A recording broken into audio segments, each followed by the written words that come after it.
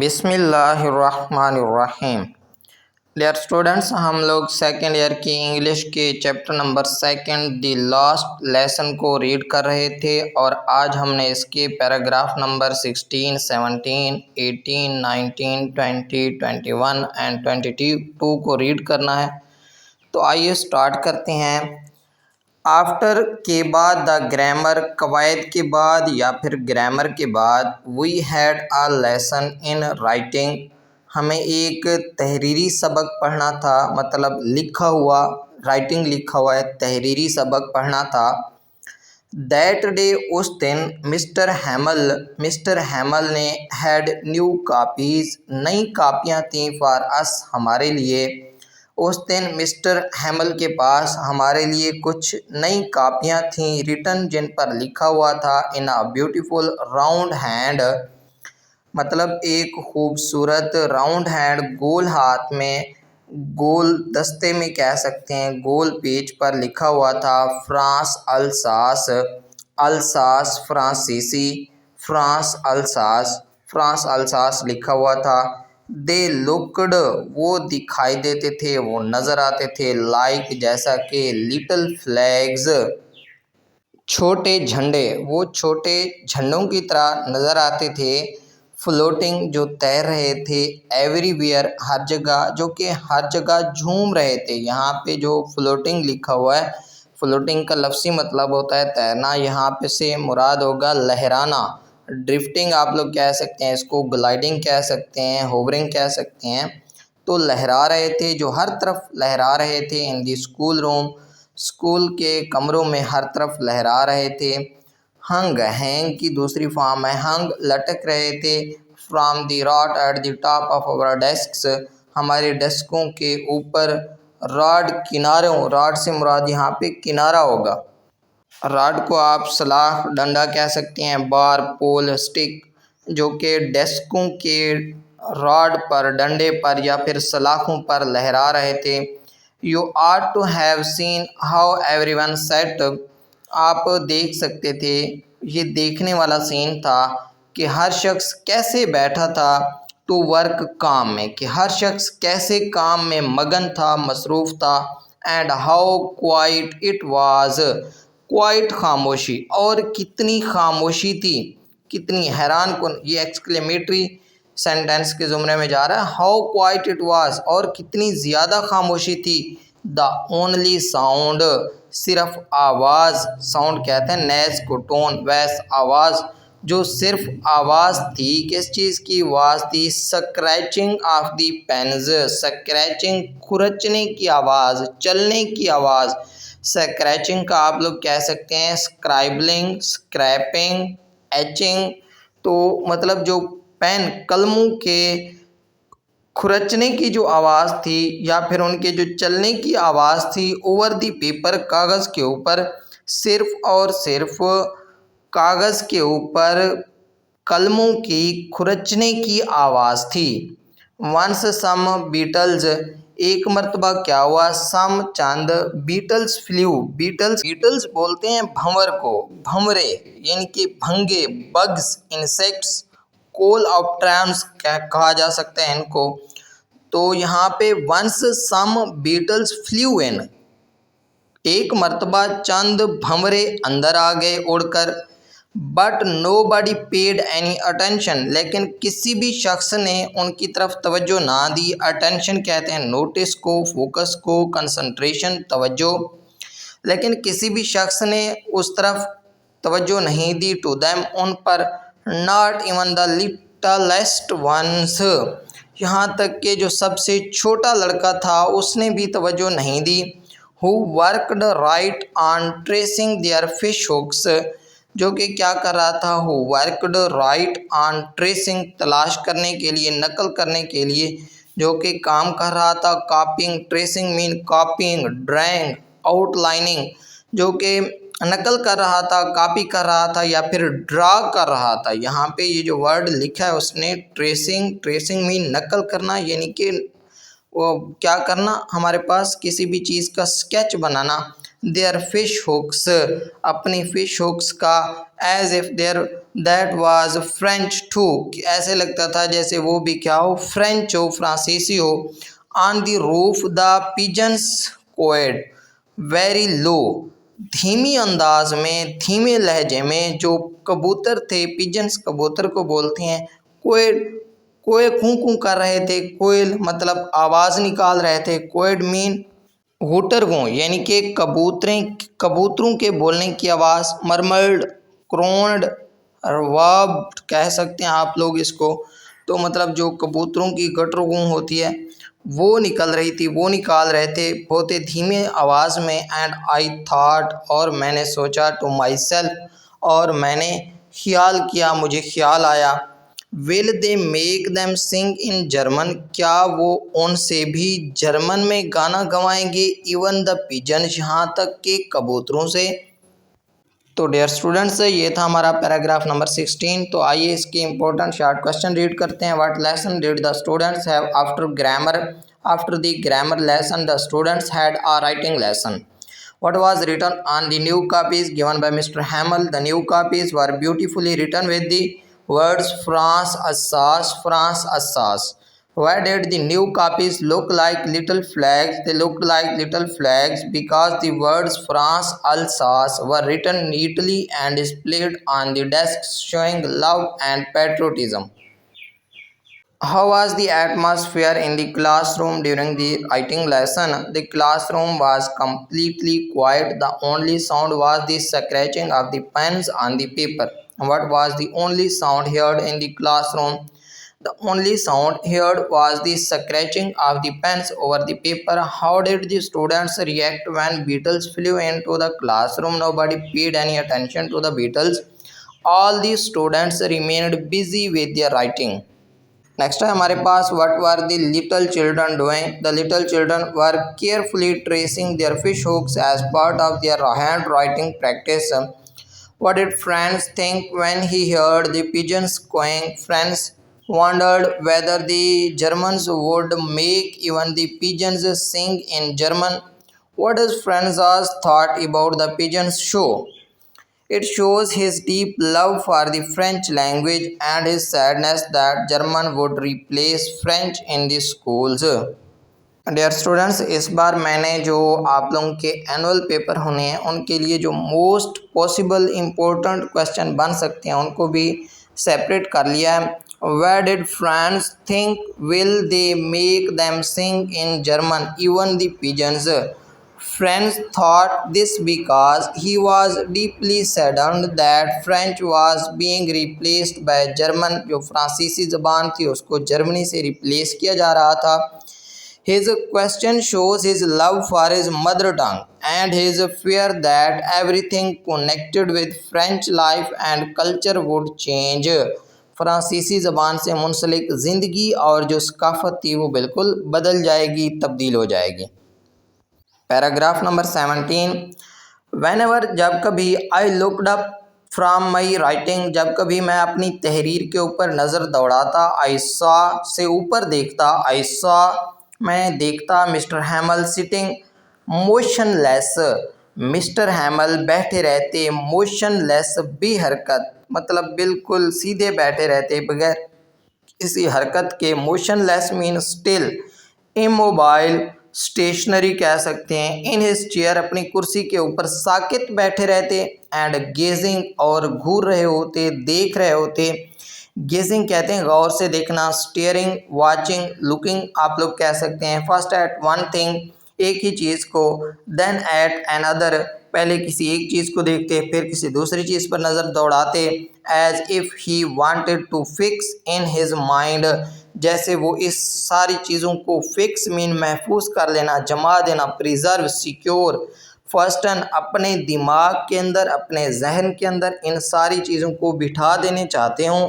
Just how every thing looked in that little school روم, کہ school کے کمرے کے اندر, جماعت کے کمرے کے اندر وہ جو چھوٹا سا نقشہ تھا کہ سارے لوگ کام کر رہے تھے اس کو اپنے دماغ کے اندر بٹھانا چاہتے تھے.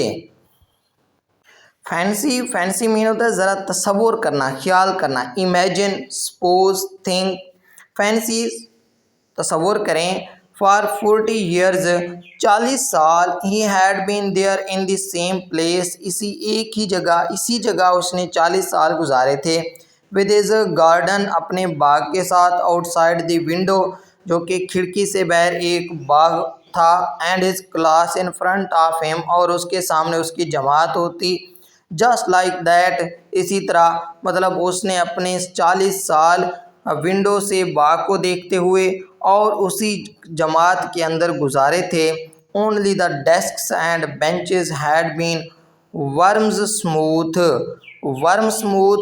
گھس کر ہموار ہونا صرف اور صرف جو ڈیسک اور بینچز تھے وہ گھس کر ہموار ہو گئے تھے یعنی کہ پالشڈ اسموتھ ایروڈڈ مطلب وہ تھوڑے سے پرانے ہو گئے تھے باقی ساری کی ساری چیزیں کیا تھیں ویسے ہی تھیں تو یہ سارا اس کے لیے کیسا رہا ہوگا دا والنٹ ٹریز کہتے ہیں اخروٹ کے جو درخت ہوتے ہیں والنٹ ٹریز ٹمبر ٹریز بھی ان کو کہا جاتا ہے تو اخروٹ کے جو درخت تھے ان دی گارڈن ور ٹالر لمبے طویل بڑے بڑے جو اخروٹ کے درخت تھے باغ میں and the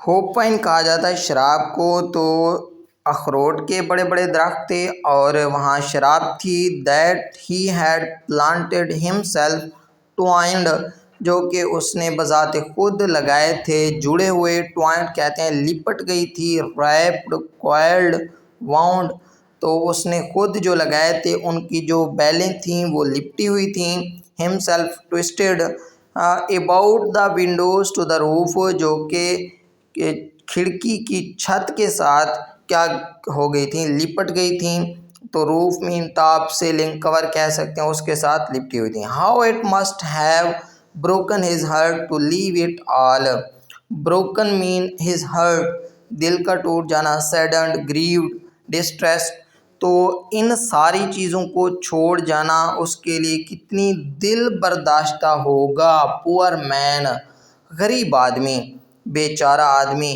to hair his sister moving about in دی روم ابو اپنی بہن کو کمرے کے اندر آتے ہوئے دیکھ کر پیکنگ دیئر ٹرنکس بولتے ہیں جو بڑے سفری صندوق ہوتے ہیں ان کو کہا جاتا ہے چیسٹس کہہ سکتے ہیں کیسز کہہ سکتے ہیں لگیج کہہ سکتے ہیں اپنے بڑے سفری صندوق کو پیک کرتے ہوئے دیکھ کر for they must leave the country next day کہ انہیں کل ضرور اپنے ملک کو چھوڑ کر جانا ہوگا یہ اس بیچارے آدمی کے لیے کتنا دل برداشتہ بات ہوگی دل کو توڑنے والی بات ہوگی پیراگراف نمبر 17 کے کویشچن ریڈ کرتے ہیں What did Franze see whenever he looked up from his writing? Whenever Franze looked up, he saw Mr. Hamel sitting motionless in his chair, gazing around the classroom as if he wanted to remember every detail of it forever. Why was Mr. Hamel looking at everything in the classroom? He was leaving the school and the country the next day, so he wanted to fix every familiar sight of the classroom in his memory. How long had Mr. Hamel been teaching in the same school? Mr. Hamel had been teaching in the same school for 40 years. What changes had taken place in the school during Mr. Hamel's 40 years of service? The desks and benches had become worn smooth. The walnut trees had grown taller and the hope pine had climbed up to the roof. Why did Mr. Hamel feel heartbroken? He felt heartbroken because he had to leave his beloved school, his home, and his country after serving there for 40 years. What was Mr. Hamel's sister doing upstairs? Mr. Hamel's sister was packing their trunks because they had to leave the country the next day. What does this paragraph reveal about Mr. Hamel's character? It shows that Mr. Hamel was deeply devoted to his school, his students, and his country. He was emotional and saddened to leave them. Dear students, इस paragraph के अंदर जो annual paper के लिए या board exam के लिए most important question बन सकता है वो है why was mister Hamel gazing at the classroom so carefully. Mr. Hamill gazed at the classroom carefully because it was his last day at school. He wanted to keep every corner of the classroom in his memory before leaving forever. Next paragraph हमारे पास, but he had the courage to hear every lesson to the very last.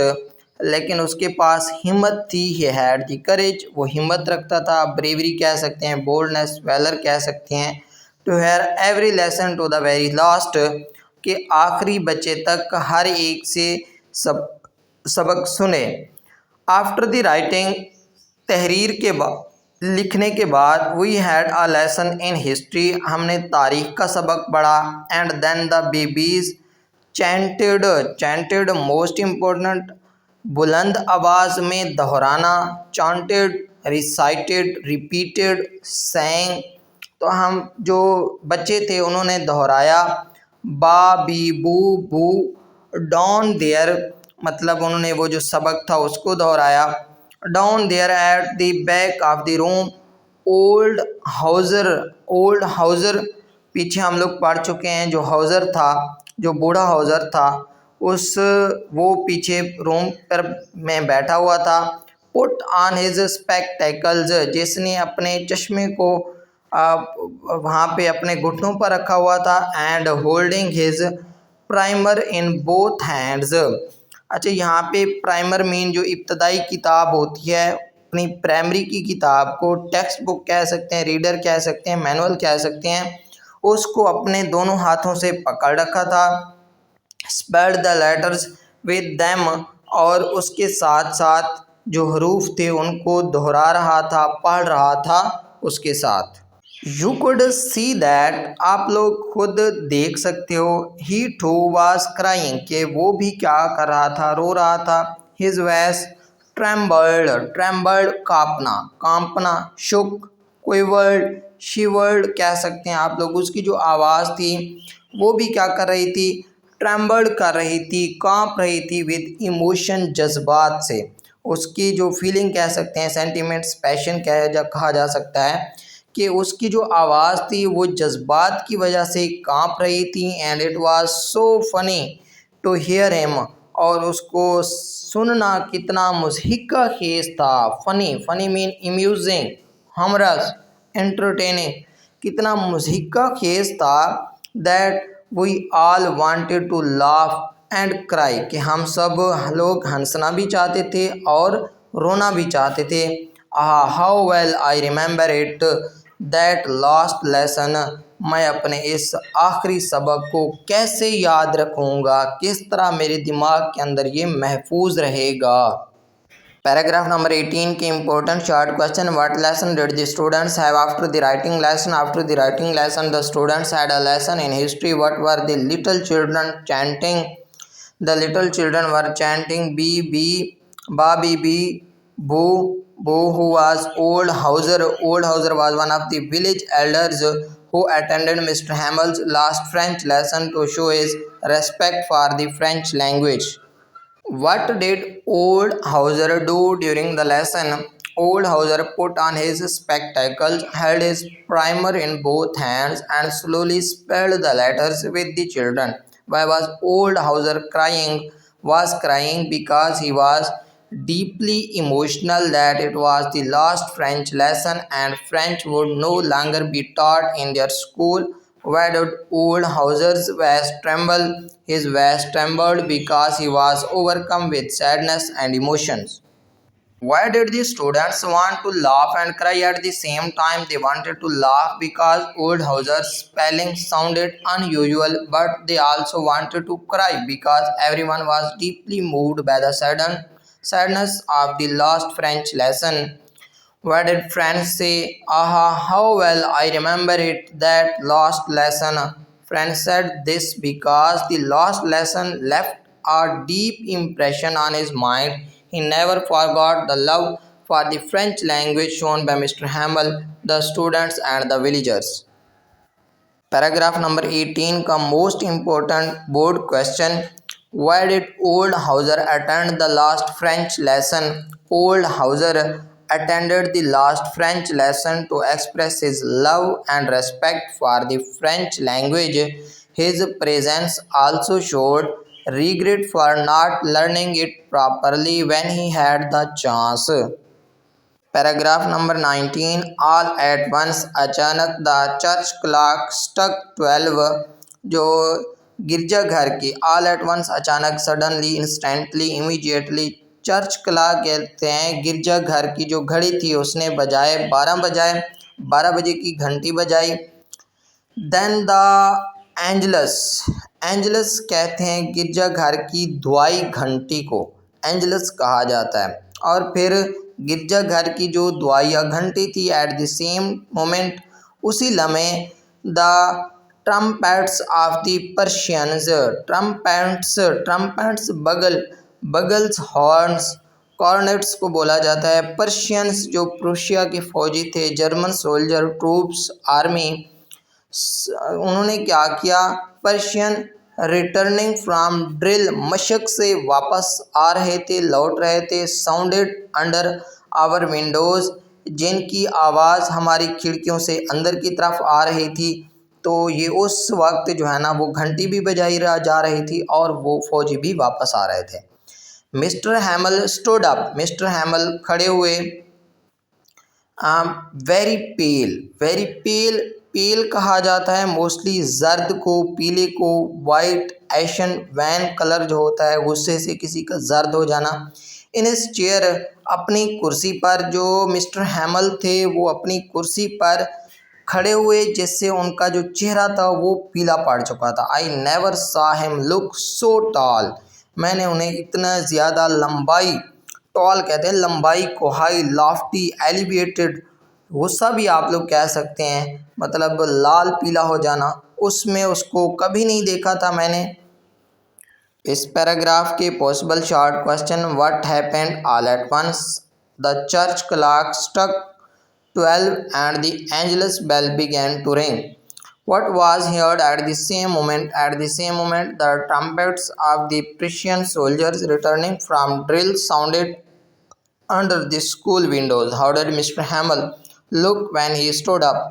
Mr. Hamel stood up looking very pale, but he appeared taller and more dignified than ever before. Why did Mr. Hamel look pale? Mr. Hamel looked pale because he was deeply emotional. It was his last day of teaching and he was about to leave his beloved school and country.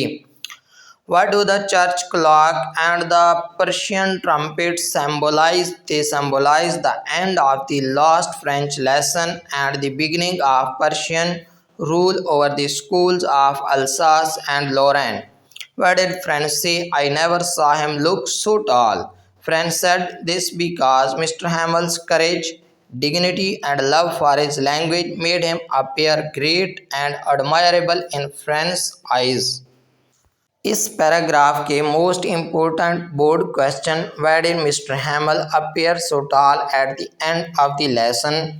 Mister हैमल appeared so tall because of his courage, patriotism, and deep love for the French language. Although he was heartbroken, he faced the final moments with dignity which made him seem great in French's eyes.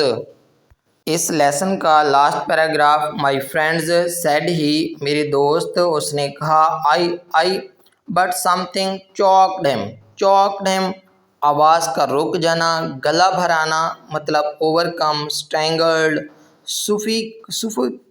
सुफोकेटेड mean मतलब गम से भर जाना, लेकिन किसी चीज़ ने उसकी आवाज़ को रोक लिया। He could not go on, वो नहीं बोल सका, कुड नॉट गो ऑन, वो अपनी बात नहीं कह सका। Then he turn to the blackboard, फिर वो मुड़ा ब्लैक बोर्ड, तख्ता स्याह की तरफ मुड़ा। आप यहाँ पे टर्न, फेस्ड, रोटेटेड कह सकते हैं, शिफ्टेड कह सकते हैं। टुक अ पीस ऑफ चाक का एक टुकड़ा लिया, and bearing on with all his might, और अपनी तमाम कुव्वत को जमा करके he wrote as large as he could, وہ جتنی لکھ سکتا تھا لیکن اس نے لکھا، اپنی تمام ہمت کو جمع کر کے اس نے لکھا وائو لا فرانس۔ یہ فرانسیسی زبان ہے جس کا مطلب ہے کہ وائو لا فرانس، فرانس زندہ باد، long leave France, glory to France, heel France, مطلب جس طرح ہم لوگ نعرہ لگاتے ہیں تو اس نے نعرہ لگایا۔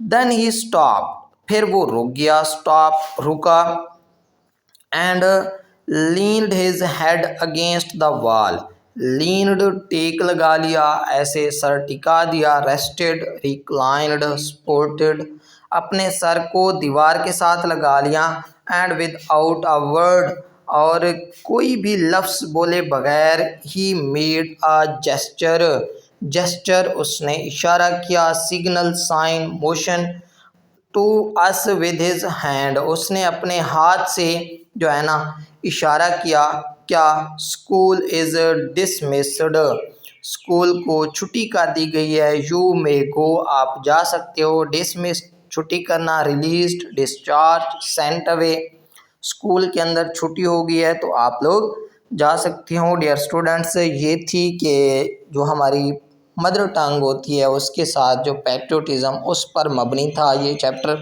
تو آج کا ہمارا جو چیپٹر تھا وہ ختم ہو چکا ہے۔ اس پیراگراف میں موجود امپورٹنٹ شارٹ کوسچن دیکھتے ہیں۔ Why could Mr. Hamel not complete his speech? Mr. Hamel was overwhelmed with emotion. His grief and love for his country choked his voice, so he could not continue speaking. What did Mr. Hamel write on the blackboard? He wrote, Vive la France, France Zindabad, which means long live France.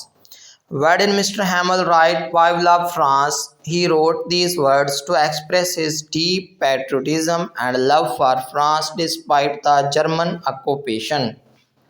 What did Mr. Hamel do after writing on the blackboard? He leaned his head against the wall and silently signaled the students that school was dismissed. Why did Mr. Hamel dismiss the class without speaking? He was too emotional to speak. His feelings of sorrow prevented him from saying anything more. What does Vive la France symbolize? It symbolizes patriotism, love for one's country, and hope that France would remain strong despite foreign rule. How did Mr. Hamel end his last lesson? He ended his last lesson by writing Vive la France on the blackboard and dismissing the class with a silent gesture. In paragraph میں موجود board exam کے related most important short question. Why was Mr. Hamel unable to speak at the end of the lesson? Mr. Hamel was unable to speak because he was overcome with grief and emotions. Leaving his school, students and country after 40 years made him speechless. Next possible question جو بن سکتا ہے, what is the significance of Vive la France? Vive la France means long live France. It expresses Mr. Hamel's patriotism, his love for the French language and nation, and his hope that France would never lose its identity. It is one of the most important question for the Punjab board پیکٹا اور new syllabus 2026 کے اندر جو شائع ہوا ہے اس کے لیے یہ جو کویسچن ہے یہ موسٹ امپورٹنٹ ہے. تو امید کرتا ہوں ہمارا آج کا لیکچر آپ لوگوں کو پسند آیا ہوگا. اگر ہمارا آج کا لیکچر آپ لوگوں کو پسند آیا ہو تو آپ لوگوں نے ہماری اس ویڈیو کو لائک کر دینا ہے, کمنٹ سیکشن میں جا کر اچھا سا کمنٹ کر دینا ہے, اور ہمارے چینل کو لازمی سبسکرائب کر لینا ہے تاکہ ہر نیو آنے والی ویڈیو آپ لوگوں تک پہنچائی جا سکے. تو انشاءاللہ ملتے ہیں ایک نیکسٹ ویڈیو کے ساتھ. تب تک اپنے ہوسٹ کو دیجیے اجازت. اللہ حافظ.